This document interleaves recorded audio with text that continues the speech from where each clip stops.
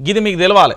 గనుల నిబంధనలకు సున్నం, రాష్ట్ర ఖజానాకు కన్నం, హద్దులు దాచిన పెద్దల బేరం, పరిధి చెప్పకుండానే సూర్యాపేటల సున్నపురాయి గనుల వేలం, డీజీపీఎస్ కార్నర్ పాయింట్లు లేకుండానే ఈ టెండర్ల ప్రక్రియ, 3 బ్లాక్ల వేలంలో ఎంఎండిఆర్ చట్టానికి త్రిలోదకాలు, రిజర్వ్డ్ ఫారెస్ట్లో నచ్చినంత తవ్వుకునేలా పరోక్ష వెసులుబాటు, 2 బ్లాకులలో అక్రమ మైనింగ్పై ఇప్పటికే కోర్టులలో కేసులు, అవే బ్లాకులను దక్కించుకోవాలని వివాదాస్పదమైన సిమెంట్ కంపెనీలు, పోటీ లేక మరో బ్లాకు రద్దు చేస్తున్నట్లుగా ప్రభుత్వం ప్రకటన, ఆర్టీఐ కింద ఈ టెండర్ల సమాచారం ఇచ్చేందుకు నిరాకరణ, వ్యక్తుల ప్రాణాలకు హాని ఉందంటూ గనుల శాఖ తిరస్కరణ అంటూ కూడా చెప్పిన పరిస్థితి కనబడతా.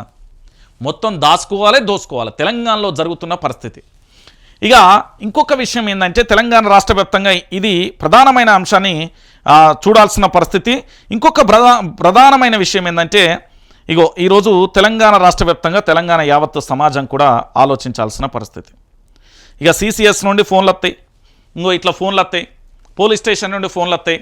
ఈరోజు పూర్తి స్థాయిలో వైఆర్టీవీ న్యూస్ ఛానల్ను కేవలం ఆర్థిక సమస్యలతోనే కాదు, కోర్టు సమస్యలు ఇక్కడ ఉన్నాయి, పోలీస్ స్టేషన్ సమస్యలున్నాయి, వ్యక్తుల యొక్క వ్యక్తిగత గర్జనలు ఉన్నాయి, దాంతో పాటు చాలా రకాలుగా ఉన్నాయి. కానీ నా దగ్గర ఉన్న వాటినంటిని బయట పెట్టాలంటే నాకేదో మనోభావాలు అంటే ఆత్మగౌరవం వస్తాను. వాళ్ళకు మాత్రం అలాంటి ఏమీ లేవు. చీల్చి చెండాలి, ఆగం చేయాలి, జీవితాలను రోడ్ల మీద వేయాలి. తెలంగాణ ప్రాంత ప్రజల పక్షాన వైఆర్టీవీ పోరాటం చేస్తూ ఉంటే ఈరోజు అక్రమ కేసులు పెట్టి కోర్టుల చుట్టూ పూర్తి స్థాయిలో రకరకాలుగా ఇబ్బందులు పెట్టే ప్రయత్నం చేస్తున్నారు. గిందుకోసమా మనం తెలంగాణ రాష్ట్రాన్ని మార్పు పేరుతో కాంగ్రెస్ పార్టీ చేతిలో పెట్టింది?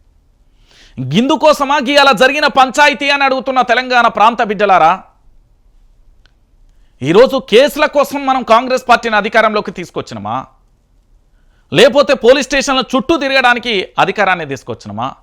వాళ్లకు మనోభావాలు దెబ్బతింటుంటే ఇక మనకు మాత్రం మనోభావాలు దెబ్బతినాయా అంటే ఒకసారి మీరే తెలంగాణ యావత్తు సమాజం కూడా ఆలోచించండి.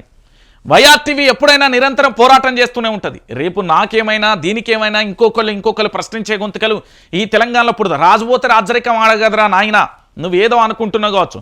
మనిషి జీవితం శాశ్వతం కాదు, కనురెప్ప జీవితం కాదంటే నువ్వు అంగబలం ఆర్థిక బలం చూసుకొని కాస్త ఎక్కువ రోజులు ఉంటావు, పైకి వచ్చినాక ఆట మొదలవుతుంది కదా. ఇక మొత్తానికి వైఆర్టీవీ ప్రజల పక్షాన నిలుచుంటుంది. నేను చెప్పే మాట ఒకటే, వైఆర్టీవీ తెలుగు న్యూస్ ఛానల్లో ఖచ్చితంగా కూడా ఎన్ని కేసులు పెట్టినా, ఎన్ని ఇబ్బందులు పెట్టినా, ఎంత బ్లాక్మెయిల్ చేసినా, ఎంత రాజకీయాలు చేసినా చేసుకోరు. కానీ తెలంగాణ ప్రాంత ఉద్యమకారుడిగా, ఇక్కడి జర్నలిస్ట్గా ఖచ్చితంగా పోరాటం అనేది తథ్యం.